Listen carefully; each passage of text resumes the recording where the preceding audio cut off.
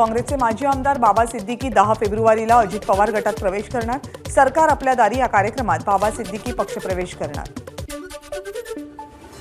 बोरिवली ठाणे भुयारी मार्गाच्या national park मधल्या जागेची अधिकाऱ्यांकडून पाहणी। बाधित झोपडी धारकांकडून कामाला विरोध, पण म्हाडा, एसआरए, एमएमआरडीए एकत्रित बैठक बोलावणार। आमदार प्रकाश सुर्वेंचं झोपडी धारकांना आश्वासन। जनतेच्या आरोग्यासाठी प्रकल्प बंद करावे लागतील तरी मागे पुढे पाहणार नाही, मुंबई हायकोर्टानं राज्य सरकारला सुनावलं। मनोज जरांगेंनी आधी ग्रामपंचायत लढवावी, छगन भुजबळांचं जरांगेंना आवाहन। तर नाभिक समाजाच्या आरक्षणावर डल्ला मारण्याचं काम जरांगेंनी थांबवावं, भुजबळांचा सल्ला।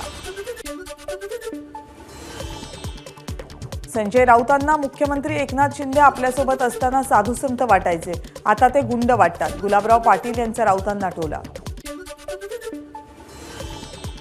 कोल्हापूर महानगरपालिकेतील अधिकाऱ्यांची मानसिकता जुन्या सरकारसोबतच, आमची कामं दिसून येत म्हणून काही अधिकारी विरोधकांचं ऐकतात, शिंदे गटाचे माजी आमदार राजेश क्षीरसागर यांचा आरोप। सत्ताधाऱ्यांनी तुरुंगात टाकलं तरी लोकसभेची निवडणूक लढवेन, शेतकरी नेते रविकांत तुपकर यांची घोषणा। शेतकऱ्यांना न्याय मिळावा यासाठी शेवटपर्यंत लढणार, तुपकर यांचं वक्तव्य।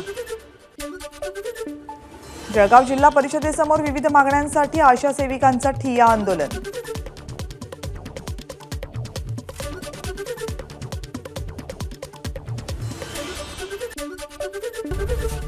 एबीपी माझा, उघडा डोळे बघा नीट।